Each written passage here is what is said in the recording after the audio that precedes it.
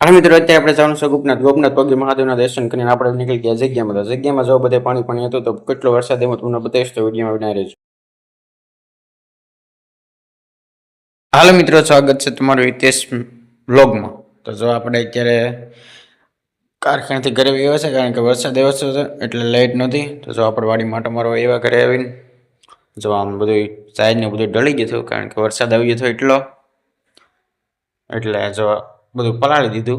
આપણે સોળે હારું છું ખેંચી નાખીએ થોડીક વહેલા, નકર પછી ચોમાસામાં બધું ગારો થાત ખેંચીનો એક જ. જો માટા મારીએ છીએ આપણે, બધું જોઈએ છીએ કે કેટલો વરસાદ આવ્યો, હું નુકસાન છું.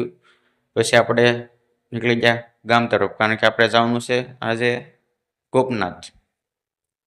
જો આપણે કુતરો આરો હારે તો આવ્યો તમારે ક્યાંક જઈએ એટલે કુતરો આરો થઈ જાય. એટલે ગાડી લઈને જઈએ તોય આગળ હોય, અને હાલીને જઈએ તોય આગળ જ હોય. તો અમારા લાલજીભાઈનું ઘર આવી ગયું છે. આ છે લાલજીભાઈનું ઘર. જો આપણે રસ્તે પોગવા આવ્યા છીએ. આ રસ્તો જાય છે શેળાદર પછી રામપારાએ જવાય અહીંથી. તમને ખબર જ હશે, પહેલાં અહીં આપણે બહુ ગારો થતો, હવે ગારો નથી થતો, કારણ કે આરસીસી થઈ ગયું. પહેલાં તો અહીંથી ચોમાસામાં કોઈ હાલી જ ન શકતું. હાલ્યા છે અને ખબર જ હશે કેટલો ગારો થતો એમ. હવે બધા હાલે છે, કારણ કે હવે તો આરસીસી થઈ ગયું એટલે હવે વાંધો ન આવે. તો જો આપણે વરસાદ આવ્યો છે, તો આમ અહીં બધું પાણી ભરાઈ ગયું ગટરમાં. ગટર ઊંડી છે થોડીક, તો પાણી જો આખી ભરાઈ ગઈ છે ગટર. તો આવી રીતનો કંઈક તમારા ગામમાં કેટલો વરસાદ આવ્યો એ કોમેન્ટ કરજો. અમારે તો એટલો આવ્યો હતો, હજી પહેલો વરસાદ હતો. આવ્યા થઈ પહેલાં સાંટા, પણ એ કંઈ વરસાદ ન કહેવાય. આ વરસાદ આવ્યો એ વાવણી થઈ ગઈ, એને જ વરસાદ કહેવાય ને ભાઈ, વાવણી થઈ જાય એને. જો તો ફાઇનલી મિત્રો આપણે ગાડી આવી ગઈ હતી ને આપણે ગોપનાથ પગવા આવ્યા છીએ. જુઓ ગોપનાથ પગી ગયા ને આપણે જો દરિયો આખો ભરાઈ ગયો હતો, કારણ કે હાનના ટાઈમે પગ્યા હતા એટલે દરિયો ભરાઈ ગયો. ચાલુ વરસાદમાં પગી જતા જો બધા પબ્લિક હતું, એટલું બધું નહોતું, કારણ કે વરસાદ આવી ગયો એટલે પબ્લિક બધું ભાઈ આવી ન હોય કે વયું જાય બધું. જો હંમેશા ઓલો ટંડલિયો કહેવાય ને એ કંઈક છે. જો છે ને અહીંથી કે સુરત દેખાય એમ કે બધાય. આપણે તો નહીં ગયા કોઈ, લગભગ જવાય નહીં દેતા અહીંયા. પહેલાં ગયા હોય તો કોમેન્ટ કરજો. પછી આપણે મહાદેવના દર્શન કરવા જઈએ. તો જો અહીંયા પ્રસાદી લેવાનું ઓલું બીનું છે, કંઈક હોલ કહેવાય કે એ બીનો છે. જુઓ પછી કામ હાલે છે, ફૂલ જોશથી કામ ચાલુ છે અહીંયા. અહીં તરતો પથ્થર હતો એ બધું કાઢી નાખ્યું. તો મહાદેવના દર્શન કરવા જઈએ આપણે. પલ્લી ગયેલા હતા એટલે આપણે મંદિરમાં તો લગભગ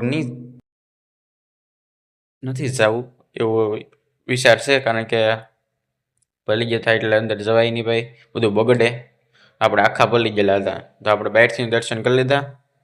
હવે આપણે જઈ દરિયા બાજુ, કંઈક આમ વિક્ટોરિયા પાર્ક કહેવાય, બાજુ આંટો મારવા જઈ. સો અહીંયા બધું ગાર્ડન છે આમ થોડુંક મંદિરની આગળ. નાળિયેરી ખજૂરી કહેવાય કે એ સોંપેલું છે. તો અહીંથી મહાદેવના દર્શન કરી લીધા આપણે, બધા દર્શન કરી લઈજો. તો આ બધી દુકાનો છે. અત્યારે બધું ઉપર લઈ લીધું, કારણ કે ભાઈ પાણી આવી ગયું દરિયાનું બધું, એટલે બધું ઉપર લઈ લેવું પડે, ખુડીશું ને એવું, નકર બધું પાછું વયું જાય, બાંધેલું ન હોય ને. તો જો આ ખાટલાને એવું બધું પીડ્યું. હવે આપણે જઈએ વિક્ટોરિયા પાર્કમાં બેહવા ઘડીક. તો આપણે નાસ્તો લઈ લીધો છે, સોડા વેફર. તો આપણે જઈ વિક્ટોરિયા બાજુ. અહીં બધું તમે આવી જ જાય છો વિક્ટોરિયા પાર્કમાં. તો કયો પાર્ક કહેવાય કહેજો. આપણે તો બધા આમ કહે એટલે આપણે કીધું આવું. જો નાસ્તો ને એવું લઈ લીધું થોડીક ભાઈ, ક્યાંક જઈએ એટલે થોડોક નાસ્તો તો કરવો પડે, તો મજા આવે. જો આપણે સોડા બડા બધું કાઢી નાખ્યું સુબલામાંથી. જો આવી રીતનો નજારો કંઈક અલગ હતો. વરસાદ આવી ગયો એટલે નજારો અલગ હોય આખો. પહેલા વરસાદમાં જાય પણ બધી હજી તો બધું ઉકલ હતું. પછી પાછા જાવ એટલે બધું લીલું લીલું થઈ જાય, એટલે બહુ મજા આવશે. તો તમે પાછા જાયજો ગોપનાથ જાવ તો આ જગ્યા ઉપર જાયજો આંટો મારવા, તમને મજા આવે એવું છે. જો આમ કાંઈ ઘટે નહીં એવી જગ્યા છે. દરિયો તો એટલો ઓલો છલો હતો ને, પહેલી વાર આપણે દરિયાને એટલો ઓલો થતા જોયો. કારણ કે તોફાન ચડેલું હતું એવી રીતના હતું કંઈક. તો પાણી અડી જાય ઠેઠ.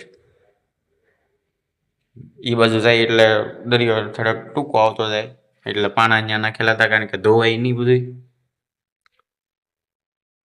સો આમ ઠેઠ સુધી બધી પાણી. પછી આપણે નાસ્તો ને એવું કરીને હવે નીકળી જાય ઘર તરફ. કારણ કે પછી અત્યારે પાછું આપણે જવાનું છે જગ્યામાં.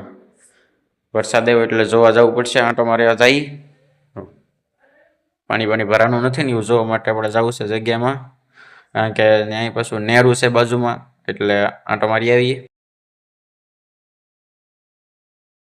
અત્યારે તો જો વરસાદ થોડો રહી ગયો છે એટલે જોવા જગ્યામાં પગી ગયા તો જોવા નેરું તો આવી જ ગયેલું હતું. જો અહીંયા અમારે ઓલી બાજુ ગટર ને બધું ભરાઈ ગયું, આખું નેરું આવી ગયું હતું, પુલ ઉપરથી પાણી જતું હતું. તો તમે મુલાકાત કરજો એકવાર સતમધામ પાવઠીની, આવજો આંટો મારવા. જો બધું પલેટો ને બધું કાઢી નાખેલું હતું એટલે વાંધો ન આવ્યો બહુ.